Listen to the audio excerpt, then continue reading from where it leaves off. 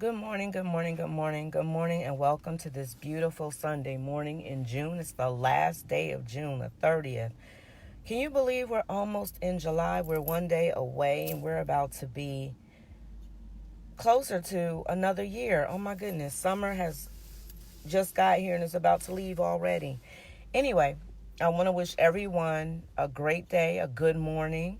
Welcome to Word in the House Ministries. I am Minister Andrea Carr. It's great to be with you today. I'm just excited to hear what the Lord is going to share. Happy birthday to my friend Demetrius. Happy renewal to my friend Kali. I missed it yesterday. I apologize. I meant to be there. Oh, but these times, these days get so hectic and busy, and so many things happen that you confuse dates. So I apologize for not being there, but I'm just glad that it was a beautiful, beautiful ceremony, full of love and family and friends. And oh gosh, God is so good. Happy birthday to any birthdays that I may have missed this week. Happy anniversary, happy graduations, congratulations, anything that I've missed. I apologize, but I'm telling you all happy birthday and praying for you and yours this week. Well, this morning, I'm going to be talking about love because we're doing the love series and I'm looking at it in a relationship standpoint. Now, remember, a relationship doesn't just have to be marriage or courtship, engagement, it can also be friendships, it could be business, it could be associations, family. When we talk about love, because love should be in every area of your life. And this morning, I definitely wanted to talk about and deal with love not being selfish. So I posted that earlier this week, and I just wanted to really expound on it this morning, to really explain it in detail. Love is not selfish. And I want to use a scripture to help back me up. And it's John 13. So if you have your Bibles available, I'll be reading out of the easy to read version, but you can follow along with whatever version of the Bible you have. It reads the same.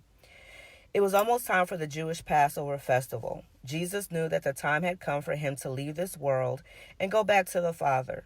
Jesus had always loved the people in the world who were his. Now was the time he showed them his love the most. Jesus and his followers were at the evening meal. The devil had already persuaded Judas Iscariot to hand Jesus over to the enemies. The Father had given Jesus power over everything. Jesus knew this. He also knew that he had come from God, and he knew that he was going back to God. So while they were eating, Jesus stood up and took off his robe. He got a towel and wrapped it around his waist. Then he poured water into a bowl and began to wash the followers' feet. He dried their feet with the towel that was wrapped around his waist. He came to Simon Peter, but Peter said to him, "Lord, you should not wash my feet." Jesus answered, "You don't know what I'm doing now, but later you will understand." Peter said, "No, you will never wash my feet." Jesus answered, "If I don't wash your feet, you're not one of my people." Simon Peter said, "Lord, after you wash my feet, wash my hands and my head too." Jesus said, after a person has a bath, his whole body is clean. He needs only to wash his feet. And you are clean, but not all of you. Jesus knew who would hand him over to his enemies. That is why he said, "Not all of you are clean." When Jesus finished washing their feet, he put on his clothes and went back to the table. He asked, "Do you understand what I did for you? You called me teacher, and you call me Lord. And this is right, because this is what I am. I am your Lord and teacher, but I washed your feet. So you also should wash each other's feet. I did this as an example for you. So you should serve each other just as I served you. Believe me, servants are not greater than their master. Those who are sent to do something are not greater than the one who sent them. If you know these things, great blessings will be yours if you do them."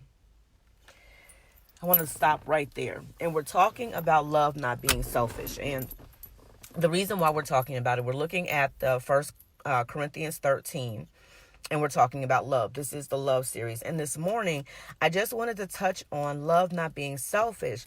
And this story really shows the lack of selfishness that Jesus had, right? So he was sent by God. He is God. He was born of a woman. became flesh, right? But he's still God, and God has given all power. And that's why I wanted to read that, because it's important. It's easy to not be selfish when you don't have things, when you don't have power, when you don't have authority, when you don't have material things. It's easy to be open and to be free and to be giving when it doesn't cost you anything. But when you have authority, when you have position, when you have a title, when you have material things, when you have just an opening, it's harder, or it's easier to be selfish than when you don't. In relationships, when one person has and another one doesn't, or doesn't have as much, or doesn't have the thing that that person has, it becomes necessary to not be selfish. You're supposed to share. I remember the kids show back in the day, Barney. My oldest daughter came up watching it. Actually, my niece started off with this. My niece Kia, she started watching it.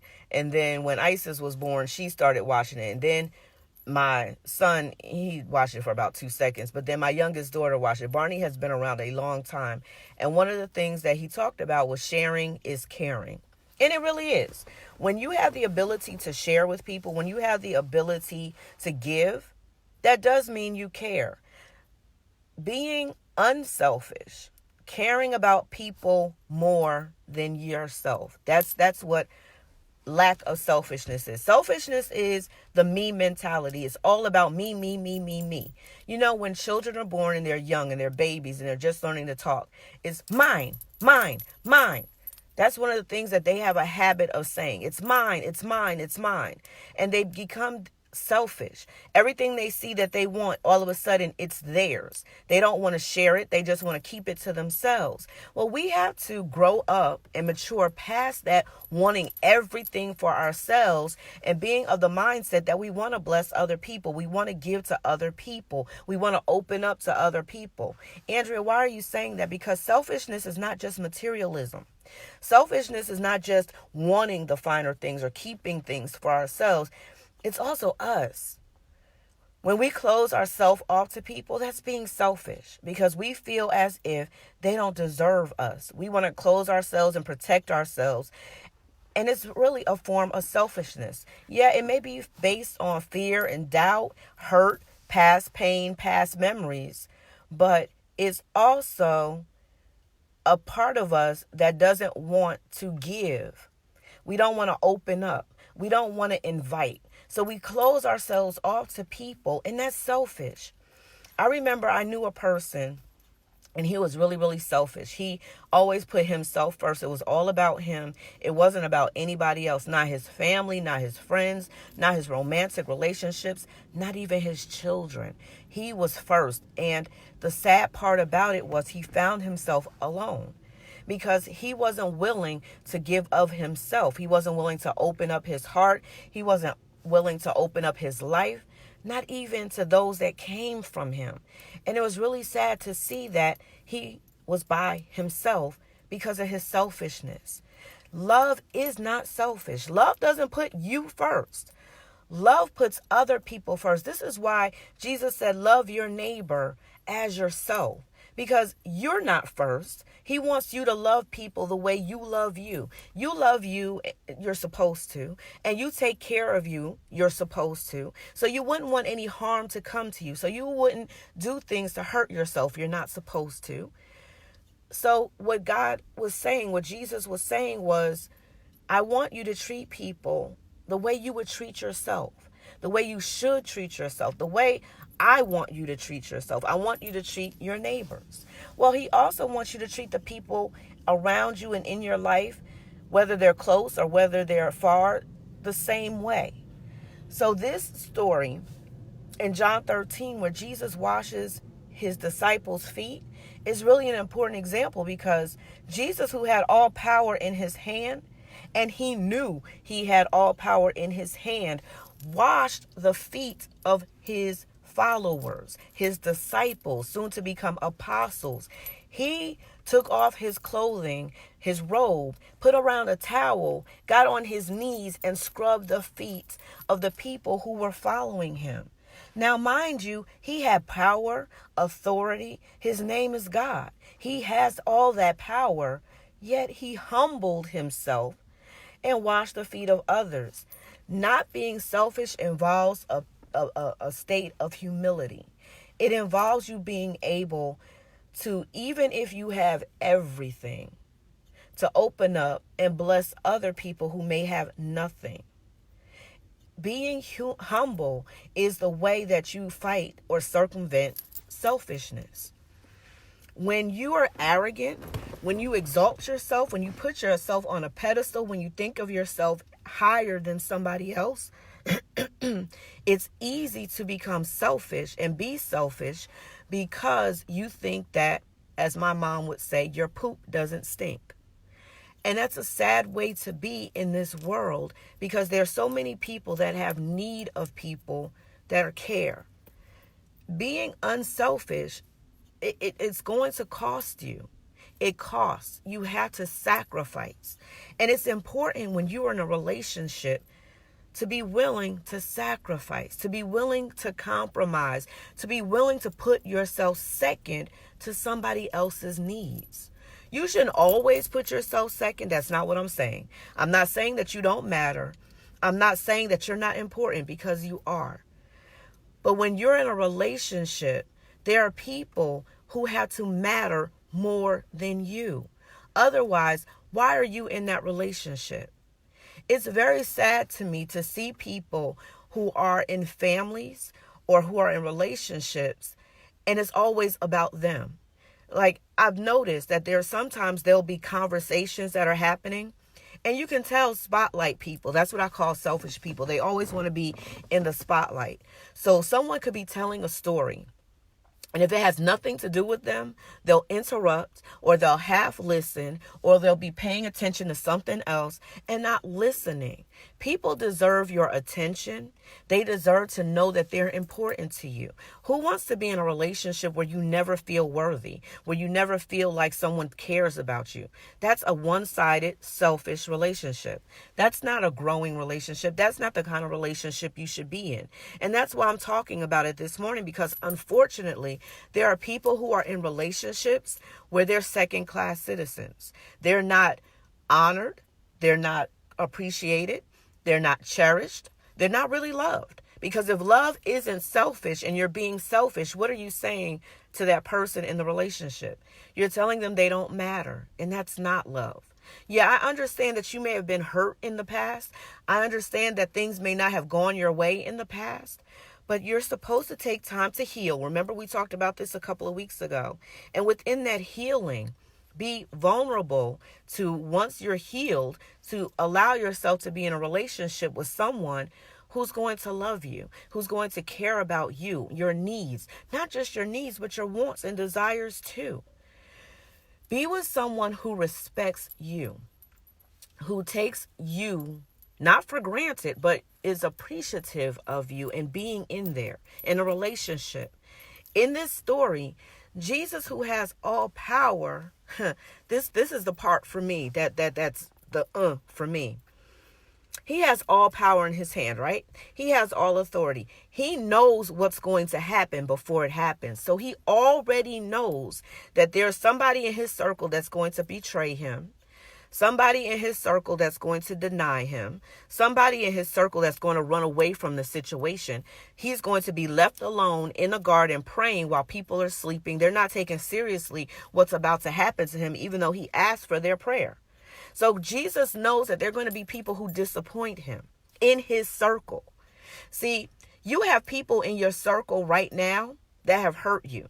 You have people in your circle right now who have talked about you. You have people in your circle right now who have betrayed you. You may not know about it, but it has happened. There is no perfect relationship. I promise you that. There are no perfect people. I also promise you that too. Jesus knew before time that he was going to choose 12. And in that 12, there were going to be people that came against him that did wrong to him. He knew it.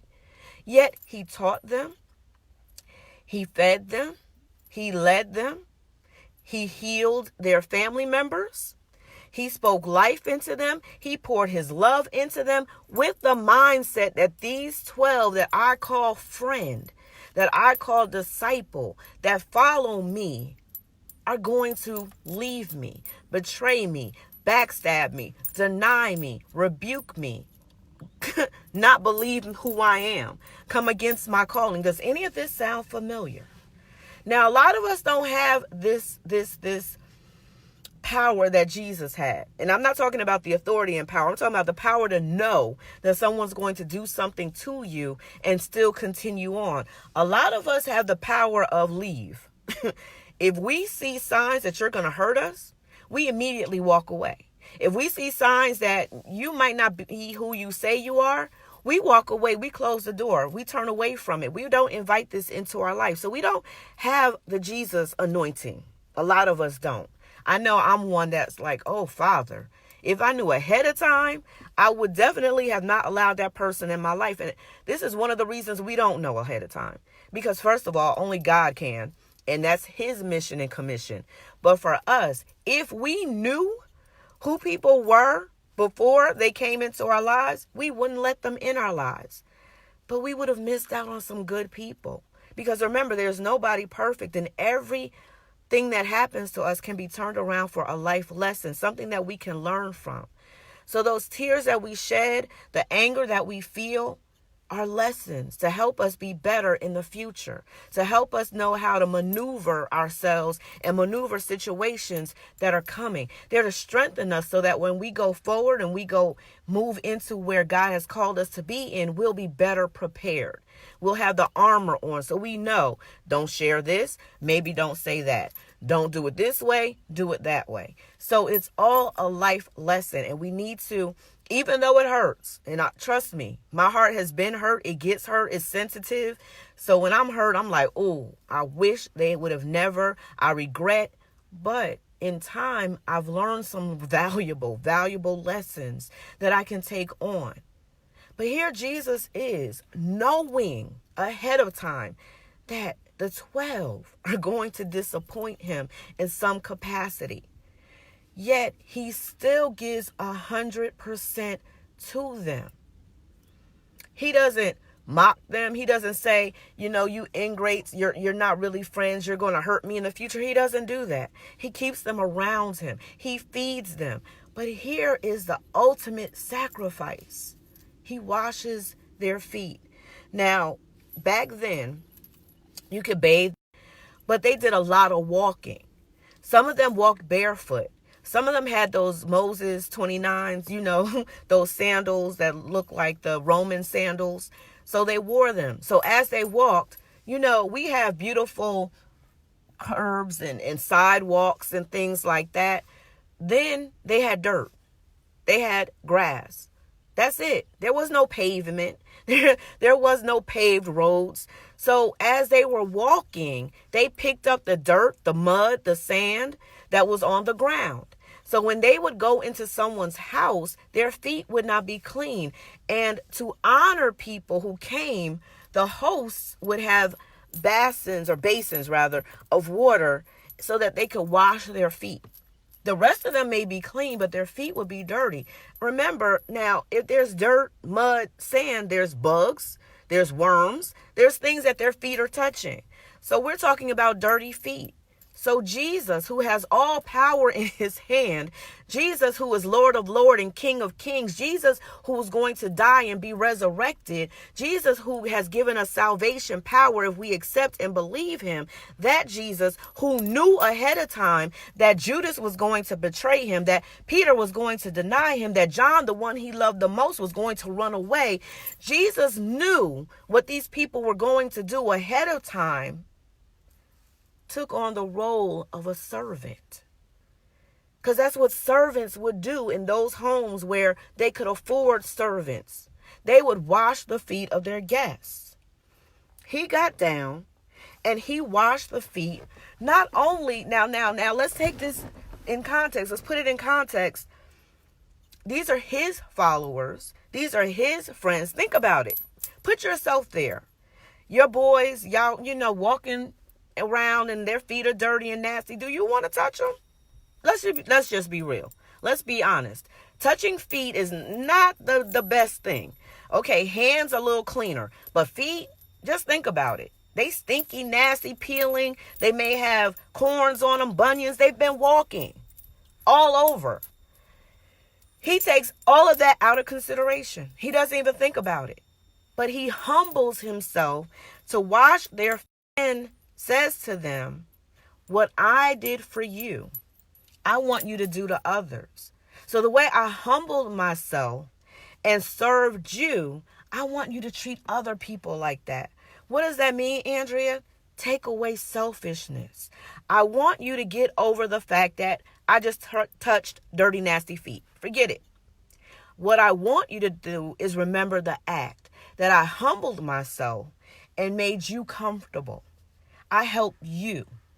I made you feel good for a moment. Because I don't know if you've never gotten a pedicure, that's one of the most relaxing things that you could do.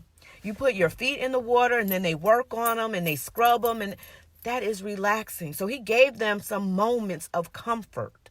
That really was what it was. He took away the debris and the dirt and the nastiness of the feet. That's one thing. But then he gave them some peace and some comfort, some relaxation. And you is that you not being in a mind of selfishness. Do things for the person, your husband or your wife, or if it's your friend or your mother or your father or a family member, even a coworker or your supervisor or your ministry leader, whoever is in your life. Jesus said, love is not selfish. He lived it. That's how he said it. He lived it. He showed you it wasn't selfish. Because if it was, he could have not died for our sins. He could have not been bruised and abused. He could have not have had a crown of thorns put on his head. See, this is all selfless love for us. Even though Jesus knew that one day we would sin, we would spit on his name, we would do things that we are not supposed to do, because, I'm talking about Andrea. I'm not talking about you, because I know you guys are perfect, but I'm not. So he knew the things that Andrea was going to pick up, and he knew the things that Andrea was going to put down. He knew the things that Andrea was going to say and the things that she should have said and didn't. He knew those things before time. And he still decided, even though he didn't sin, even though he was perfect, even though he had it all together, he decided to take on my sins, my imperfections, my nasty attitude at times, my procrastination, my laziness, my anger issues, my daddy issues, my mommy issues, my me issues, my funkiness. He decided to take all of that on. Just me now. Remind you, there are 8 billion people in the world that he did this for, but I'm just talking about me. He decided that even though he hadn't sinned and he didn't deserve anything, but I did. I deserved it. I deserved to die, because what the scripture says, the wages of sin is what? Death. Not comfort, not forgiveness. It says death. So the mere fact that, as soon as I was born, I was dirty and I was sinful, I deserved to die. But Jesus decided, you know what? I'm going to take on her mess and die for her, even though at the age of 17, she's going to say, bump God, bump religion, bump church. I'm going to do my own thing. And then go and look at other religions and other things to see what was out and what was popping, because I didn't like what I was growing up in. He knew that. He knew that Andrea was going to say at 17, bump this, and start drinking and doing things she had no business doing. He knew. He knew it. But he still died for me. That's selfless. So I'm not telling you you have to be Jesus, but we are supposed to try to walk like him and walk in his way. But just think about your relationships. Where have you been selfish? Where have you had the me first mentality? Where have you been mine areas? Try to do better in. I know you're not perfect, and I know situations aren't perfect, and I know that there are people who would use you, who would walk over you, who would walk on you. I understand that. But sacrifice. Selflessness is sacrificing. It's saying that somebody else matters more than I do. That somebody else's need is more important than my want. That me taking that extra 5 minutes of sleep or a nap is not as important as going to take so-and-so to the store because they don't have a vehicle. Or seeing somebody out on the street and they look dehydrated and they're sweating and getting them a bottle of water. This is what selfless love does. This is what caring for somebody else more than yourself. It's taking 2 minutes to call somebody you haven't spoken to in a long time just to make sure they're okay. It's praying for somebody that you know is going through something. It's sometimes opening up your wallet and giving what you have to somebody else because you know they need it more. Yeah, selfless love. That's what love is. It's not selfish. What does selfishness gain you? Let's be honest. Yeah, you might have that thing and have it all to yourself, but look around you. You know, selfishness, the perfect example of selfishness to me is Scrooge.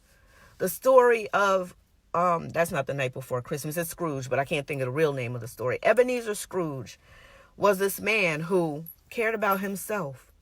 He cared about himself and he cared about money. He cared about having money for himself. And every year, we always watch it as a family because I want my children to understand that you can have all the money in the world, the nicest house, the fanciest car, the best clothes, everything could be blinged out. But what is it if you have all of that and don't have love?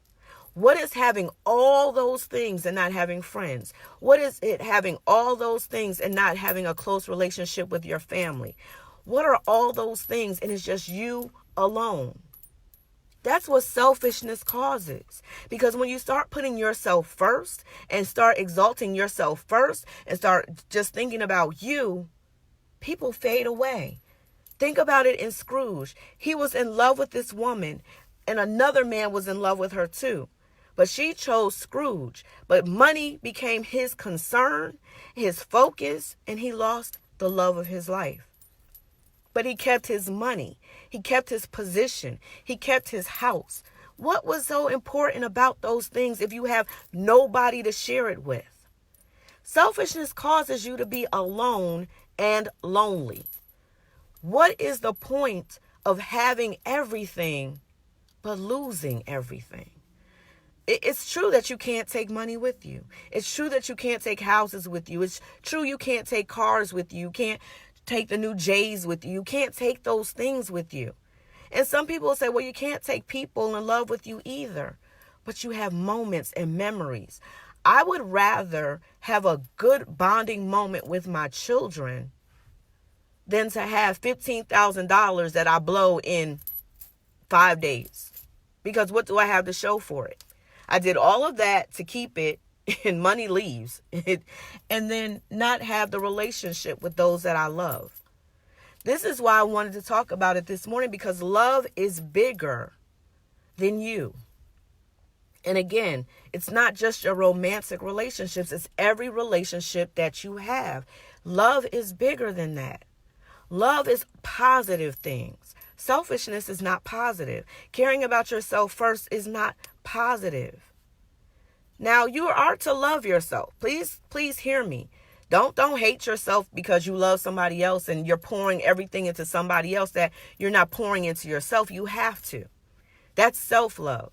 However, selfish love is always, it's me. It's about me. It's about my needs. Yeah, I have $20 and I know you need 2 of those dollars, but I'm going to keep that 20 anyway. I might need it later. And you let this person who needed the 2 suffer. Why would you do that? And we do it every day and we don't even realize it. You know, just being pleasant is selfless. You could be in a bad mood. You could have a bad attitude and something bad could have happened. But just imagine you shaking it off, going in your house with a smile on and saying, hey, babe, hey, family, hey, children, hey, mom, hey, dad. How are you today? How was your day? How did things go with you? And listening attentively. I'm not talking about words are being said and you're not paying attention. I'm talking about actually paying attention. Do you know how much people appreciate things like that? It really doesn't take the big things for people who love you, to be appreciated, to feel Appreciate it. I hear this so many times that women will say, my husband doesn't appreciate me. My fiance doesn't appreciate me. My boyfriend doesn't appreciate me. I get emails and phone calls, and I have to talk people down a lot. Appreciation doesn't take a lot.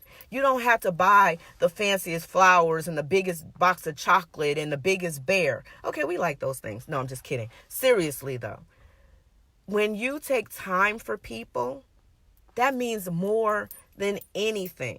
Yeah, you have people who will disagree and say, they like things. That's them. But I'm talking about real relationships. Really. Time is so important. You showing yourself or showing people that you are concerned about them. You taking the time to spend with them, to call them on the phone, to visit them, take them places where it's you spending time. Those memories last. Can I be honest with you? The memories I have most about my growing up are about the times that my family spent together. The Michael Jackson concert, the Gladys Knight concert, Superfest, Summerfest, Summer Jam, whatever it's called. Going to see The Wiz, going to see Annie, going to see Cats. Us going places and doing things. Us going to the park. Me learning how to roller skate. My dad trying to teach me how to ride a bike. My dad trying to teach me how to drive a car. My mom trying to teach me how to drive a car. Family vacation in Canada. Going to South Carolina to see our family. I have vivid memories of that. There are some gifts that I was given. Now, I remember my Pac-Man. I remember we had Nintendo something. I remember having a color TV, the one that didn't have the rabbit ears. That pretty much, that's it. Time matters, especially to people in your closest circle. You may not have the money, but just the fact that you are willing to spend time with them matters to them. So selfishness or selflessness, let me say it that way, is about you, again, putting someone else first, putting their needs first, putting their concerns first above yours. It's not about what you can give that person. It's not about what you could do for that person. Some people just need a hello, or I was thinking about you, or do you need to go somewhere today? How are you feeling? What's going on with you? How can I pray for you? How can I help you? What do you need? And you may not always be able to give them the thing that they need. However, you can help them just by being there. And I'm saying that today because there's so many people who are dying. There's so many people who are sick. There's so many people that are hurt. There's so many people that are bitter. There's so many people who have resentment right now because of time. Because they didn't get to have time with the person. They didn't get to share time with the person. They didn't get to be in a person's presence. And they needed that. There are people right now who would rather have your time and your attention than all the money in the world. I promise you that. I'm going to use my dad as an example. He was a workaholic. We would have rather had him at home than all the things his working overtime gave us. Oh, yeah, it was great.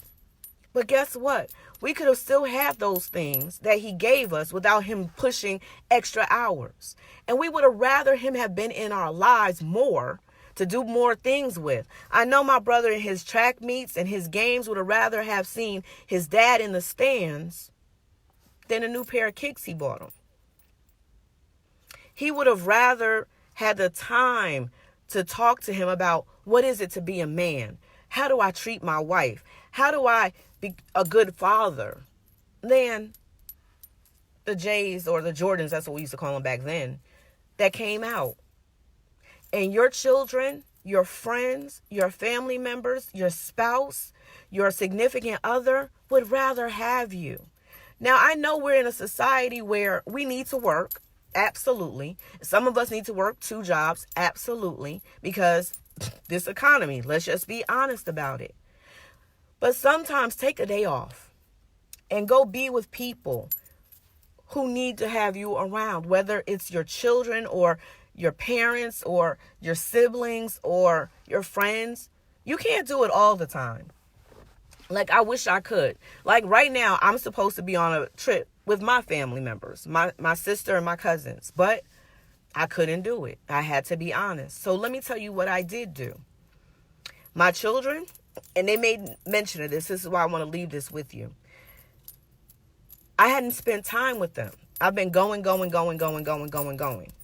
So on Friday, even though I was supposed to be going, doing things, I decided to spend some moments with my children this weekend, right? And we didn't do anything but ride the train. I'm being really honest with you. We went downtown. Morning, brother.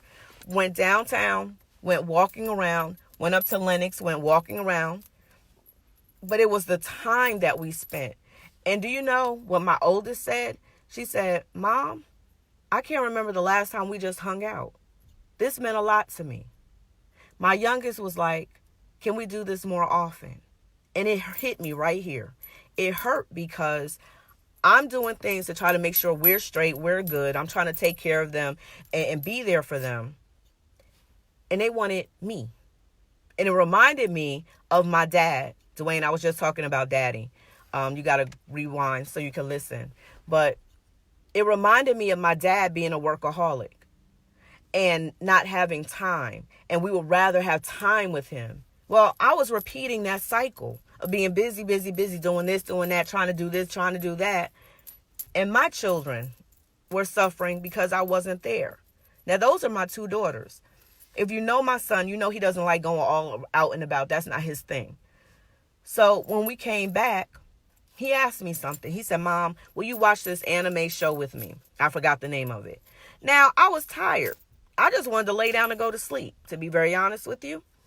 And I was like, sure, even though I didn't really want to. But do you know, watching that and just seeing his reaction, I actually got caught up in the show. I forgot the name of it. It's really good, actually. I won't tell him it's really good, but I told him I will watch more with him. And to just hang out with him and laugh and talk. And he opened up and we were talking about some things and goofing off. And I haven't done that with him in so long. So I'm telling you this today. You can be caught up in things and caught up in whatever you have going on, whether it's work or school or your jobs or your business or whatever. But take moments for those people who care about you. Life is short. I wish I could tell you that we will all be here till we're the age of 200, 300. So you got time. I can't tell you if you'll breathe your next breath, if you'll be here tomorrow. I can't tell you that. Only God knows the time. Only He does. So I'm telling you to appreciate the people that are in your life now and spend time with them. Call them on the phone if you can't get to them. Send them emails. What I've learned, text is good. But text can lie, because I can tell you I'm good through a text. But if you call me in my voice, you could hear whether I'm good or not. And face to face is best. But texting has been something that I've kind of conditioned my family to do. To be honest, I'm the bad one, and my brother is loving this because he knows. I am good for sending a text real quick. Hey, what's going on? How are you doing? I'm good. I'm great. I'm wonderful. And I could be sitting there in tears.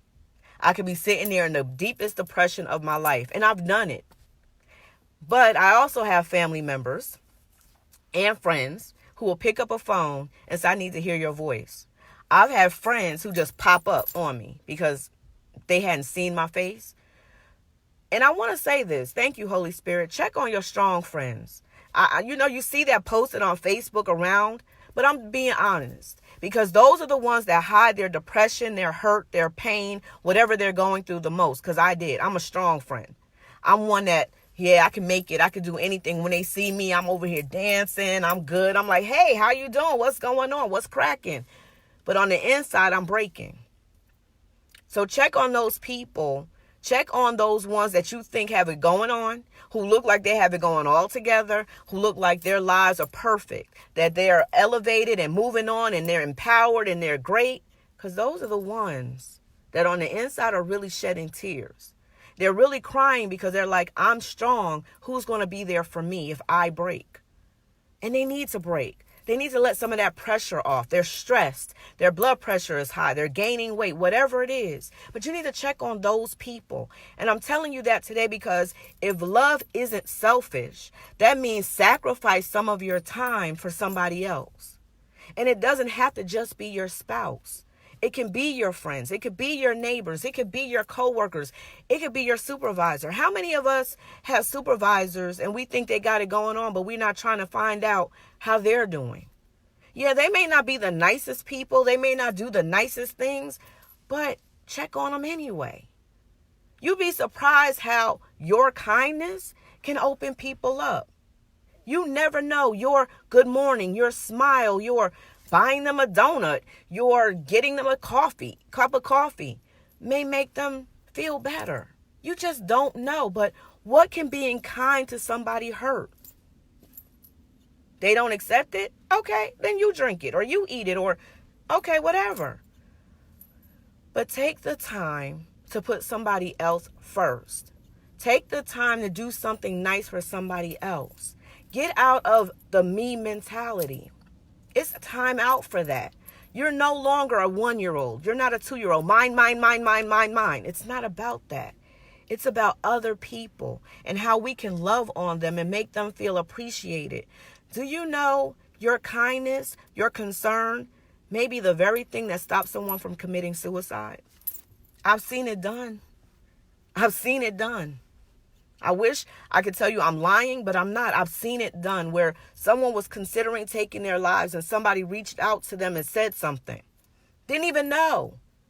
And then weeks later, it came back to the person. That day, I was going to take my life, but because of your kindness. We are our brother's keepers. And I'm not just saying that for my brother or my sister or my nieces or my children. We're supposed to care about everybody and make sure that they're good. Well, I can't push myself out to 8 billion people. That can't happen. I mean, if God wants it, it could, but I'm one person. But if I show concern for somebody else and you show concern for somebody else and you show concern, we can make this happen. And people could at least feel somebody cares for me. Somebody cares about me. There's somebody in my corner. There are people right now, that's all they need is concern. You may not have the money to pull them out of the situation, but that concern means a lot. I promise, I'm one. I've gone through homelessness. I've gone through health issues. I've gone through things, and just a phone call made me feel like I can push through another day. It wasn't even me being hungry and someone giving me food. It wasn't even that. But just the concern of somebody said, hey, somebody cares. I matter to somebody. Let me keep pushing forward. Let me keep going. And people need that, especially now. So many things are happening. We're seeing people leave this earth like never before. And all it takes is you showing concern. Because a lot of people who are leaving, they're taking their own lives. They feel that whatever they're suffering with will be over if they just get out of it and take themselves out of it. I don't know about you, but that makes me feel bad, especially if it's somebody you know. What could we have done? We may not have been able to do anything, but at least trying something, showing concern for, that matters. So that's why I wanted to talk about this today. Love is not selfish. It isn't. It isn't about you. It isn't about putting yourself first. It isn't always about your pains, your heartache, your heartbreak. Do you know God tests you? And I'm going to leave you with this. When you're going through things, that's the very time God asks you to do something for somebody else. I promise. It has happened to me. I'll be like, Lord, how can I help them when I can't help myself? How can I give them a word when I need a word? How can I be positive when I'm negative right now? But God will put me in situations where I hear someone else's story and I have to lift my hands and say, I'm so glad that's not me. Because no matter what you're going through, there's somebody that's going through something worse than what you're. The things that people are going through, it's going to make you rethink you. It's going to make you rethink where you are and be grateful that that's your storm. Because they got a hurricane.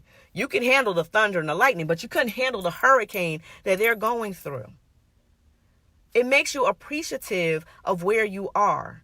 And it takes you out of, I don't know what it is, but when you're going through something and you help somebody else, for a while, it makes you forget about your own situation. It makes you forget that this is happening and that is happening. And it makes you focus on the other person. So when you get back to your situation, you're stronger. You feel like you're more able to handle it. This is why you shouldn't be selfish. Because when you're going through something and you're selfish, who's going to be there to help you? Who's going to help you focus on something else? Who's going to help you to be strong? You've alienated everybody in your selfishness. This is why you should be open and willing to put someone else first. Especially, I want to talk right now to those in relationships. Whether you're married, courting, engaged, dating, put that person first. Let them know that you appreciate them being a part of your life, that you're happy to share your heart with them. Even friendships. You know, the people sometimes that we treat the worst are the ones that we're supposed to love and be in relationship with. Sometimes we'll treat people on the street better than the people that we're in relationship with. I never understood that. We'll be so quick to bless somebody in the church. Can I be honest with you? We'll be so quick to bless somebody on the street. We'll be so quick to bless somebody at the job. But in our own household, in our own family line, we look past those people. We don't appreciate them. We don't say thank you. We don't say good morning. We don't say, here's a gift for you. Hey, I'm going to take you here. Be careful of that. You know, ministry starts at home. The first ministry you have is with your family.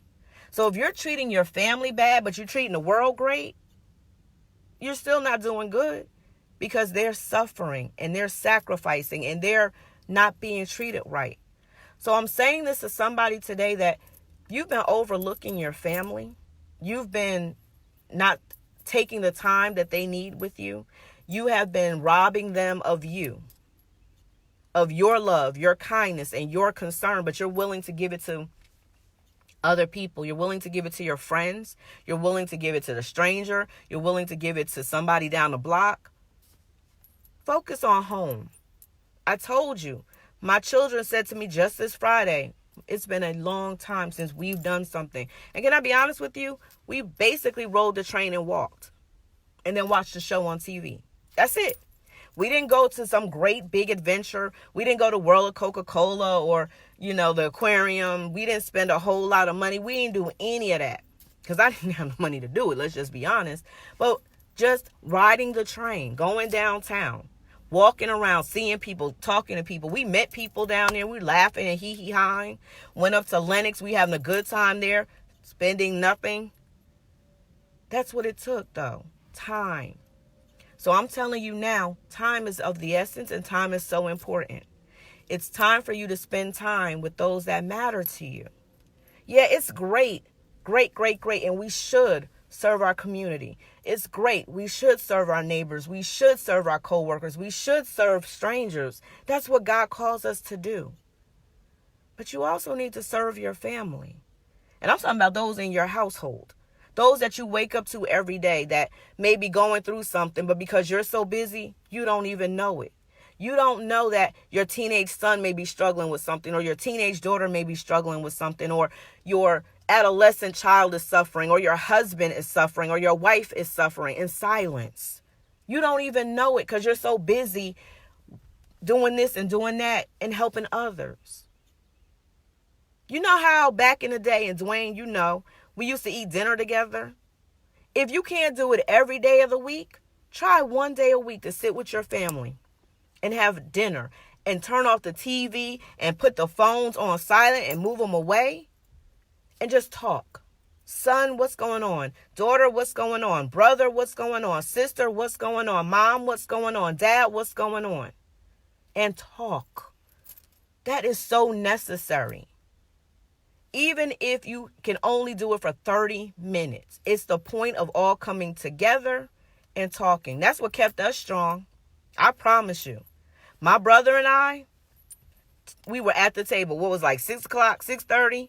at the dinner table. You knew, even if we had sports, even if we had activities, whatever it was, we came to the table with our mom. If our dad was there, but he usually was at work, but we sat down and we talked. We weren't allowed to watch TV up until a certain point. Then, when we got older, then everybody was working and, we watched TV and stuff. But I'm just saying the foundation was built. So build a strong foundation, a strong family foundation. It's not too late. I don't care if they're 16 and 17. It's not too late to start today. Even if you do a Sunday dinner, we did that with our aunts. We would go to our aunt's house on Sunday, and they was food. Let's not even talk about the food.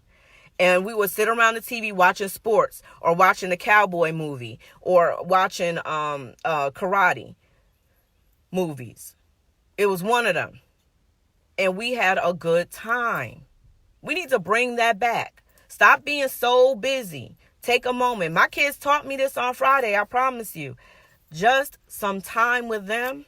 When I tell you it was good for me, I know they said thank you and they were appreciative, but for me, it felt good to just let my hair down and be with my kids and be a kid again. It made me feel younger. My legs was hurting. I ain't even gonna lie to you because all that walking, but it felt great.